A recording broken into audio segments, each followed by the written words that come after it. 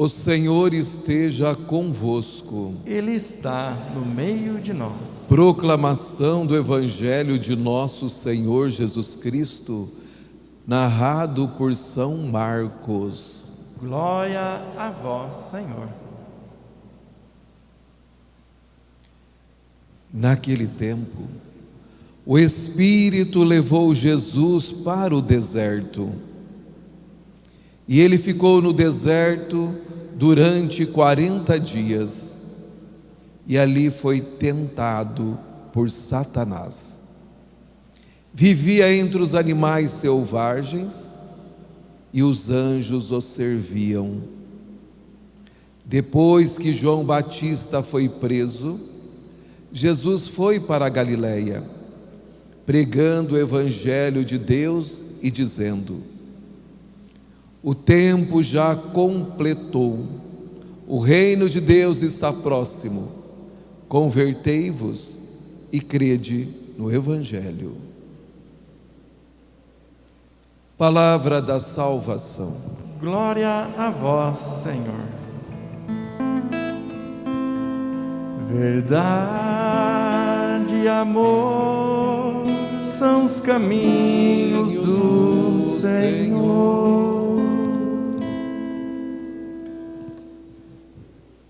Meus queridos irmãos e irmãs, meus queridos internautas, iniciamos na quarta-feira de cinzas esse tempo sagrado e forte da Quaresma e também a abertura da campanha da fraternidade, que este ano é uma campanha ecumênica cujo tema fraternidade, diálogo, compromisso de amor. E o lema, que está em Efésios capítulo 2, versículo 14a: Cristo é a nossa paz, o que era dividido fez uma unidade. Quaresma é um tempo marcado para a nossa conversão, através das três coisas importantíssimas na nossa vida e que nós aprendemos na quarta-feira de cinzas, que é o remédio que Jesus Cristo nos concede para a nossa salvação, para a nossa saúde espiritual. O jejum.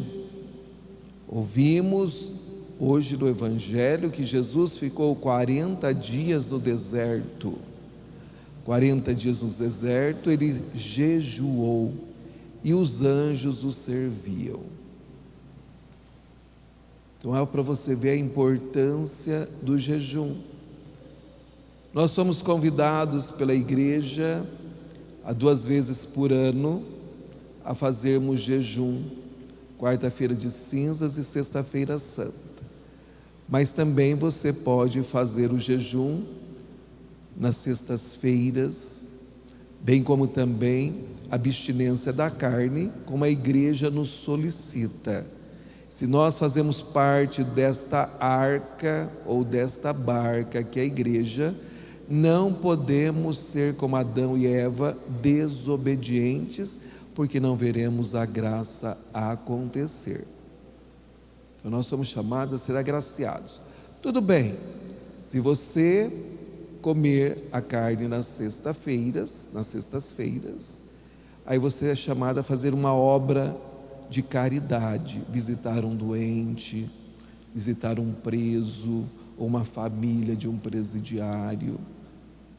Quer dizer, fazer uma obra de caridade, aí tem uma infinidade de coisas que você pode fazer. Então esse tempo é um tempo de nós fazermos jejum.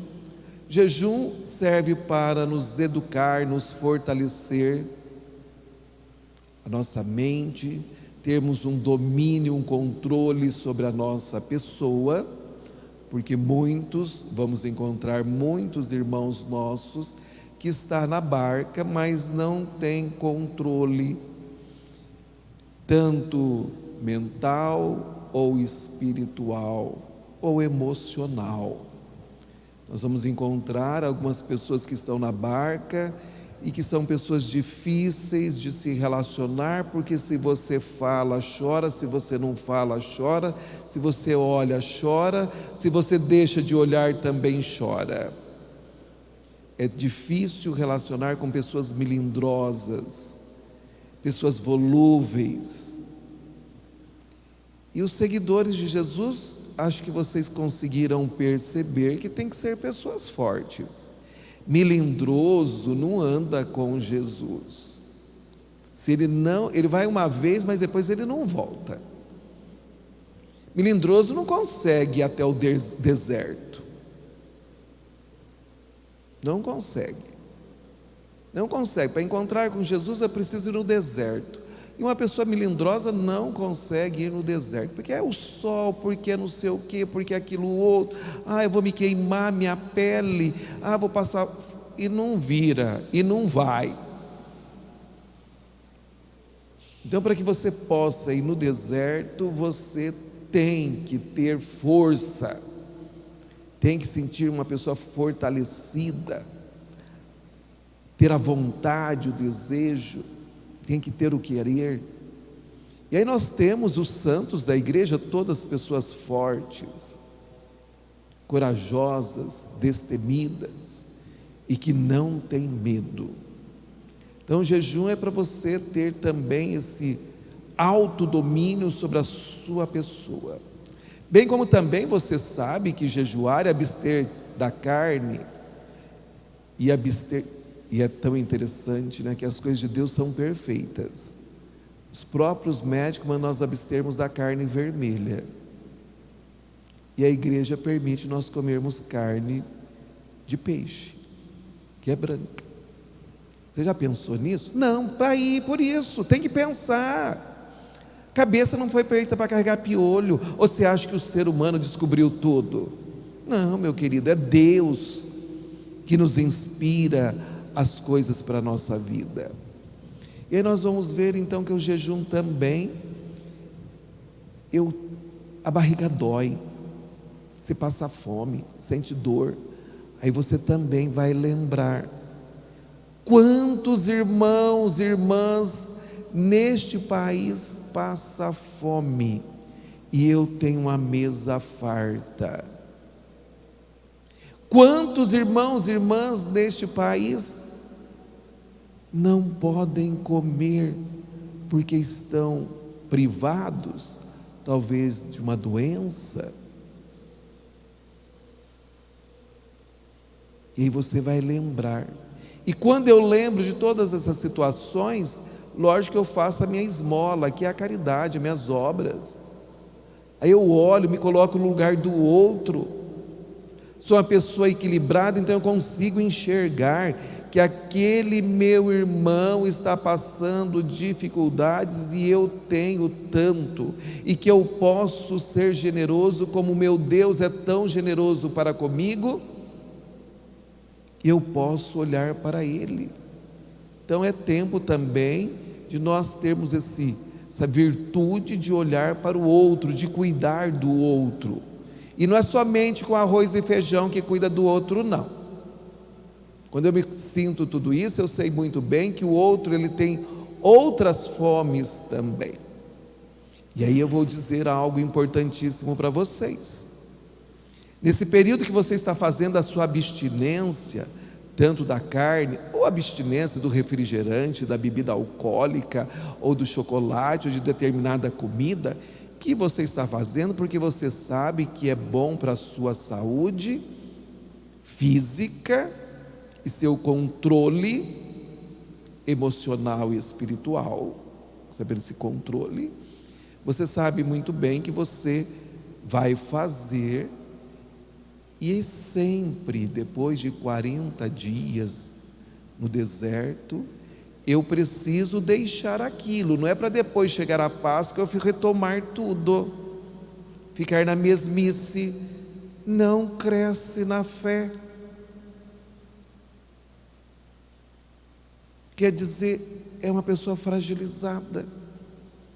Se você fez algo que é importante, você fez porque você sabe que é importante para a sua saúde.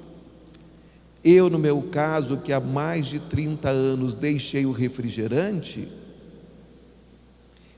sabendo que Deus me deu saúde, Deus me deu vida, e eu estava destruindo tudo isto, tomando o tal do refrigerante. Então, antes do médico disser: Edivaldo, você precisa deixar o refrigerante, eu tomei consciência, Deus me iluminou em uma quaresma, e que eu precisava deixar disto, que isso era um vício que estava destruindo a minha própria vida. Aí depois eu fiquei pensando, quando eu estou lá na cama doente, vou pedir para Deus me dar saúde? Que é isso? Que hipocrisia!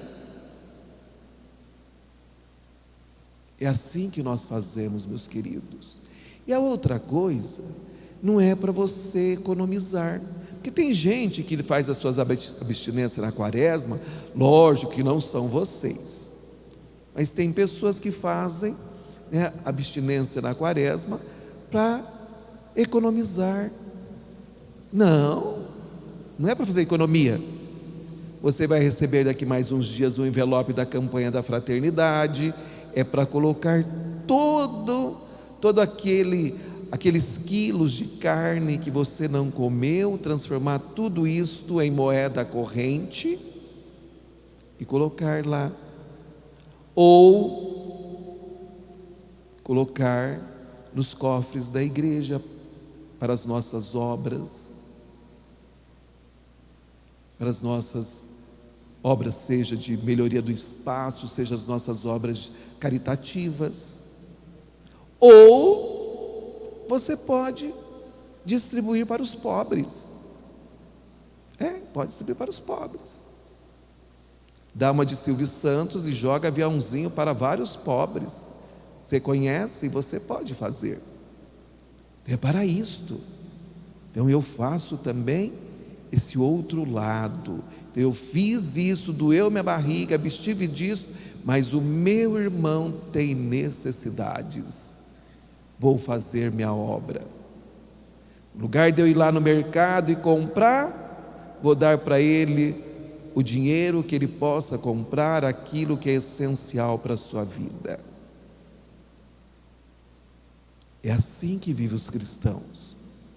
Cristãos são pessoas desapegadas e pessoas que têm compaixão do outro, porque nós somos homens de oração, que é outro remédio. Oração, jejum e esmola. Se eu oro, lógico que eu vivo aquilo que eu oro. Eu não posso chamar meu Deus de Pai se eu não me sentir no meu coração que eu sou filho. Eu não posso pedir para que Ele me livre dos males se eu não acredito que Ele é meu Pai, que Ele cuida de mim, que Ele me livra. Então eu sou chamado a viver aquilo que eu rezo. Então nós não somos pessoas desequilibradas. Então eu venho na igreja, me dou uma de santinho, de bonitinho, quando chego lá na minha casa, no meu trabalho, aí sobressai o capetinha. Não é isto que o Senhor nos ensina e que a igreja nos ensina também. Nós somos chamados a proceder de forma diferente. E aí nós ouvimos a primeira leitura do livro do Gênesis, que é capítulo 9, fala da aliança. O dilúvio não é um desastre provocado por Deus, como muitos pensam, mas um retrato da ruína, dos pecados que as pessoas cometeram. Vamos pensar? Vamos pensar? A cabeça foi feita para pensar. Quando eu penso, eu vivo melhor. Até os meus projetos são melhores, porque eu penso sempre à luz do Senhor. Deus criou tudo que Ele criou, Ele viu que era bom. Inclusive Ele depois nos criou a sua imagem e semelhança, para ver que nós somos maravilhosos, somos imagem e semelhança do Senhor. Mas os nossos primeiros pais, que nós damos o nome de Adão e Eva, pecaram desobedecer ao Senhor, perdemos o paraíso, perdemos a felicidade. Deus nos tirou do paraíso. E o nosso salário agora é a morte. Para dizer, aquilo que Ele nos fez, que não era para nós passarmos, passamos a vivenciar por causa da desobediência. E esses homens e mulheres desobedeceram a tal ponto de Caim matar Abel. Olha a desobediência, a falta da vivência da fé, que o irmão mata o próprio irmão. Tudo por ciúmes, tudo por inveja. O pecado foi tomando conta do ser humano. O Senhor ficou saturado com o ser humano. E sempre tem, como até hoje, sempre tem pessoas iluminadas, pessoas santas, pessoas que vivem a palavra, tanto naquela época de Noé como hoje. E aí tinha Noé, homem de Deus. Deus fala com Noé, Noé obedientíssimo. Deus pede para ele construir uma arca gigante, ou que seja uma barca. Pede para ele pegar X número de cada espécie de animais e de aves. Obedientíssimo ele faz também. E Noé ali nessa construção, pode ter certeza que muitos passavam e davam risada, assim como acontece com você, na sua fé, no seu jeito de ser. Alguns fazem deboche, dá risada de você. Isso aconteceu também com Noé, porque muitos só pensavam nas festas, nas farras, nas bebedeiras e nas comilanças. E lá estava Noé, juntamente com a sua família, construindo a arca.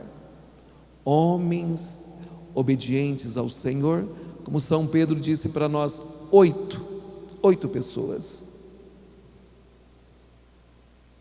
Aí vem a outra etapa, pois que Noé fez tudo, vem o dilúvio. E aqueles que estavam na farra morreram todos afogados. Deus exterminou com a humanidade, ficando somente essas 8 pessoas. Mas o Senhor, Ele, na sua infinita misericórdia, arrependeu-se do que fez e faz uma aliança com Noé, com os seus descendentes e toda a criatura. E nós ouvimos hoje na leitura a aliança que vocês sabem muito bem que é visível, que é o arco-íris. O arco é aquele instrumento de guerra que aponta para o alvo através de uma flecha. Então você precisa ter um arco e uma flecha para atingir o alvo. E Deus faz esse arco nas nuvens para lembrar sempre do dilúvio, daquilo que aconteceu. E Ele fez essa aliança para nunca mais. Só que o arco não está apontado para você, para nós. O arco está apontado para os céus. O arco contém o número 7. Não sei se você já percebeu, o padre fala muito do número 7 e diz para vocês que o número 7 é a perfeição. Isso que a igreja nos ensina. Tem as 7 cores. O arco, agora apontado para os céus, vem nos mostrar tudo aquilo que é para a nossa salvação, que nós estando desta barca ou nesta arca, que é a igreja de nosso Senhor Jesus Cristo, nós temos os 7 sacramentos, que são eficazes para a nossa salvação. Agora você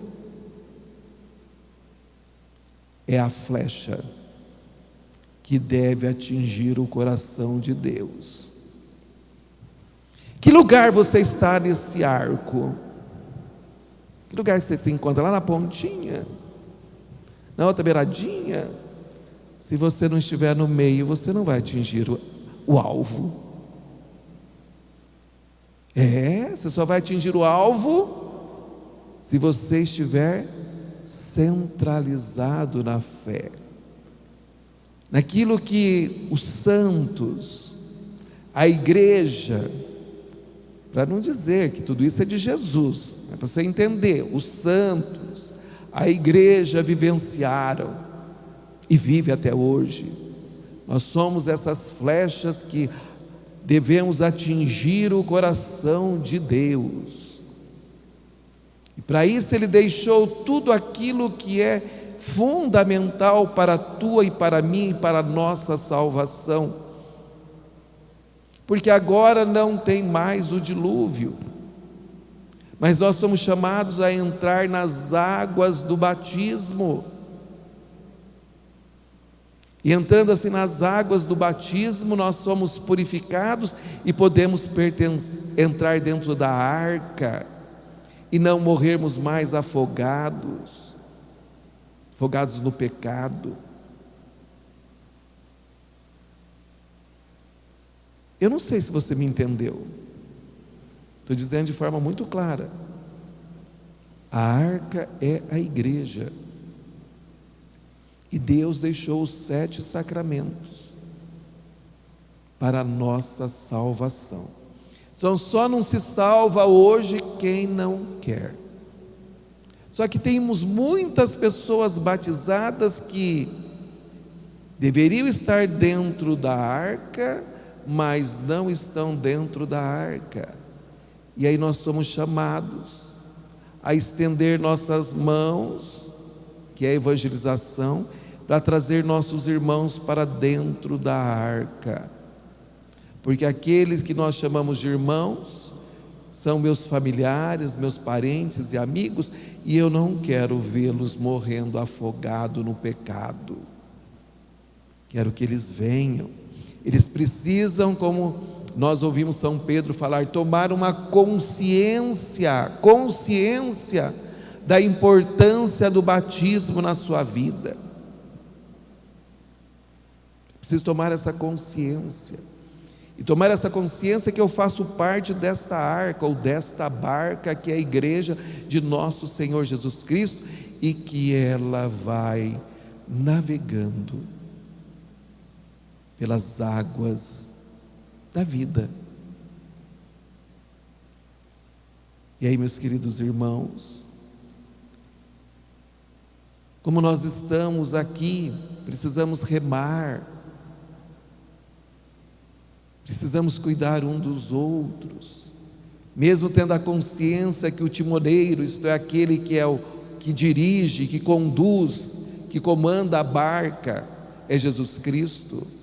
Nós temos que nos esforçar, precisamos suar muito.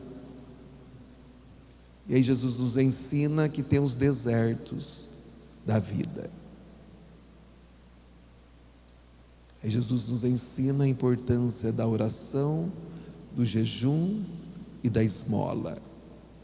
Aí Jesus vem nos dizer, porque o nosso Deus se fez homem como você, como nós, menos no pecado, viveu tudo, inclusive foi até tentado por Satanás no deserto, mesmo sabendo que os anjos o serviam, mas lá ele estava sendo tentado no deserto.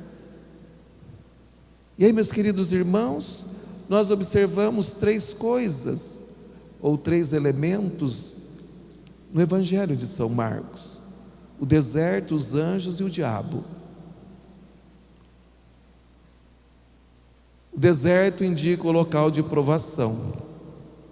Mas, meus queridos irmãos, nós mesmo sendo batizados, por causa do pecado dos nossos primeiros pais, nós ainda carregamos resquícios do pecado, mesmo sabendo que Deus nos purifica através do sacramento da confissão, que Ele também nos deixou, está lá nos 7 sacramentos, ou nessa aliança visível que é o arco-íris.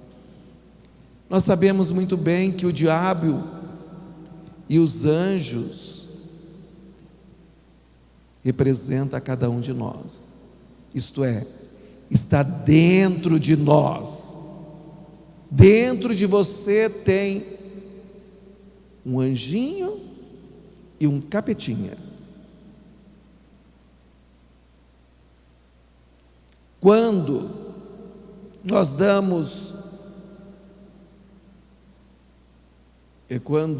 nos damos de corpo e alma a Deus, sobressai o nosso lado angélico, o nosso lado que agrada ao Senhor. Quando nos damos aos prazeres da carne, tudo aquilo que não condiz com a palavra do Senhor, tudo aquilo que me tira da arca, o que fala mais alto dentro de mim é o capetinha.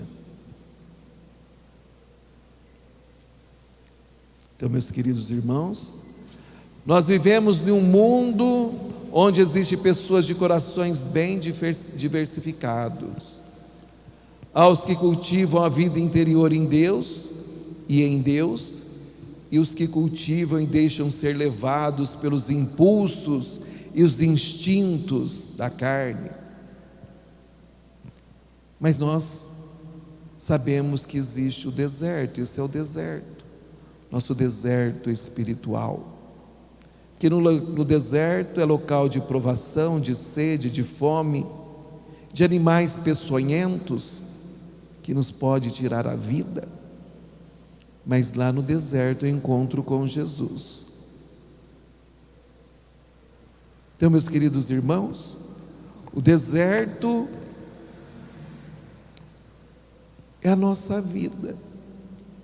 E nosso deserto nos faz lembrar muitas coisas. Onde vivemos, onde trabalhamos, porque é onde nós vivemos, que é na nossa família, no nosso trabalho, com os nossos grupos de amigos, é ali que aparece Satanás para tirar você do caminho. Esse é teu deserto, onde você vive, onde você trabalha.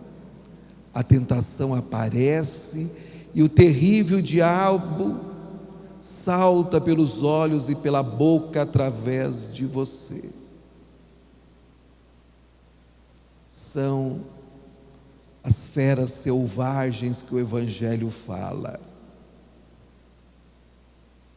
Mas não se esqueça que Jesus está no deserto e os anjos o serviam. Que Jesus está no deserto e que Ele também manda os seus anjos servir você nessas provações da vida. Porque nós passamos por provações, e nessas provações da vida, lá está o Senhor para colaborar conosco. Então acorda, irmão. Você percebeu que a vida, ela é uma quaresma? Essa é a nossa vida. Então nós enfrentamos, lutamos, é uma batalha constante. Nesse deserto em que nós vivemos e que tem o anjo e o capeta ali. A escolha é tua, é nós que fazemos a opção, se eu quero realmente o anjo ou se eu quero o capeta. Que o deserto é a própria vida, acabei de dizer, é onde você vive, é onde você trabalha, é ali que você passa por provações, e nenhum de nós, nem Jesus Cristo, nenhum dos santos fica dentro de uma redoma de vidro. Nós temos que enfrentar essas situações, mas como filho de Deus.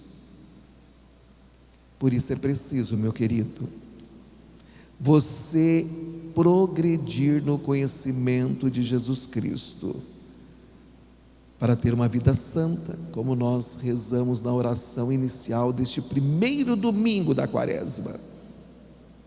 Eu preciso progredir, eu preciso conhecer, eu preciso meditar o Evangelho. Esse livro contém somente os 4 evangelhos: Mateus, Marcos, Lucas e João. Todas as vezes na celebração que nós proclamamos o evangelho, você se coloca em postura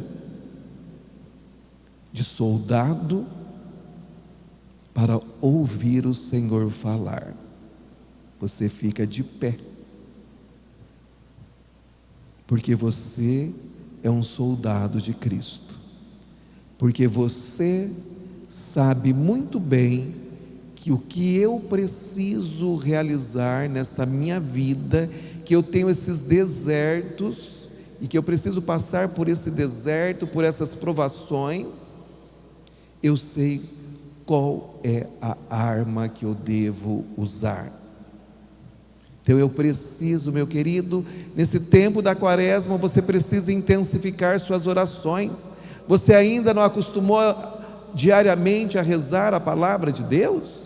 A meditar a palavra de Deus? Ou está rezando a palavra de Deus como se fosse um romance, de cabo a rabo, e não guardou nada no seu coração? Precisa mudar. O padre diz constantemente, porque é a palavra da igreja, e que diz os nossos papas, os nossos bispos, desde os primórdios, a leitura orante da palavra, ou em latim a lexio divina. É preciso eu mergulhar na palavra de Deus, e isso eu tenho que fazer diariamente. Assim como eu preciso de me alimentar o meu corpo, eu também preciso de alimentar meu espírito. Assim como eu preciso de colocar as coisas para abastecer o meu corpo, mas depois é eliminado, nós eliminamos aquilo que não é necessário para o nosso organismo, nós eliminamos. Eu preciso me alimentar da palavra de Deus, para que essa palavra me fortaleça, e eu possa eliminar de dentro de mim aquilo que não condiz com o meu Senhor, porque eu quero ser essa flecha que atinge o alvo certo. Eu não quero ficar devagueando por este mundo, eu quero atingir o alvo, que é os céus, porque foi para isso que eu nasci, para adorar o Senhor e retornar para minha casa paterna. Então eu preciso intensificar minhas orações. Se você vem uma vez de vez em quando na missa, é prescrição da igreja, todos os domingos e dias santos. Começa. Ah, padre, eu venho todos os domingos. Vem durante a semana também. Você come também durante a semana? A não ser que você jejuou a semana toda para dizer não comeu nada. Aí você está doente, não tem como vir, aí eu vou lá te visitar. Você não tem o hábito salutar de ter uma intimidade com a Mãe Santíssima, rezando o terço? Começa. Está esperando o quê? Esperando morrer? É agora que Deus nos dá essa oportunidade para a nossa salvação. É agora o dia para a nossa salvação. É agora que Jesus está falando: convertei-vos e crede no Evangelho. porque o tempo já chegou, ele está próximo. É preciso se converter, é preciso mudar de vida. Então é agora o tempo. Não é deixar para amanhã. Deixar para amanhã você é um homem ou uma mulher fraco na fé. Começa, não sabe? Peça o meu auxílio de alguém, ou a própria internet te ensina como rezar o terço. Mas padre, eu já rezo o terço. Reza o rosário então. Intensifique a sua vida de oração. Mas padre, eu já faço isto. Vai ler a vida de um santo, vai ler os documentos da igreja, vai se integrar nas coisas da igreja, vai conhecer e aprofundar as coisas que o Senhor nos ensina através da sua igreja. Ela tem uma infinidade de documentos. Mas padre, eu já estou lendo. Vai aprender através do dom que Deus te deu, em uma das pastorais, se poder trabalhar e me colocar a serviço dos meus irmãos, uma das pastorais da nossa comunidade. Então eu preciso me aprofundar e conhecer minha pastoral, para não fazer de qualquer jeito, porque tem muitas pessoas que fazem as coisas na igreja de qualquer jeito, porque acham que é assim, e não é assim que o Senhor nos ensina. Então, meu querido, tem muitas coisas. Tempo de quaresma é tempo de rasgar o coração, para que a graça de Deus entre. E rasgar o coração dói, porque você tem que tirar dentro de você aquilo que está carcomido, enraizado, aquele câncer que já tomou conta de todo o seu ser e que você tem que arrancar. E dói, e você vai preencher com as virtudes da fé, da esperança e da caridade. Assim que a gente preenche da graça de Deus na nossa vida. Então esse é o tempo. Quantas quaresmas você já tem passado? Várias, né? Eu passei muitas. São várias. Não tem como não sermos mais santos, se em cada quaresma eu mudar a minha vida. Meu querido, o corona está aí, soltinho. Quantos irmãos nossos que morreram sem estarem preparados. Não foi avisado que o corona ia chegar. Quando pensou, já estava entubado, inconsciente, sem a visita do padre, da família, sem se arrepender dos seus pecados, porque está inconsciente, e que morreram afogados. Esse é o tempo oportuno e favorável para a nossa salvação. É uma vez por ano, 40 dias, tempo suficiente para a nossa mudança. E quando chegarmos à Páscoa, cantarmos os aleluias, o glória, porque aí nós estaremos felizes, porque somos melhores, deixamos muito peso para trás, muita coisa errada para trás, estamos muito mais próximos do meu Senhor. Então nós queremos cantar os cantares de Deus. Amém.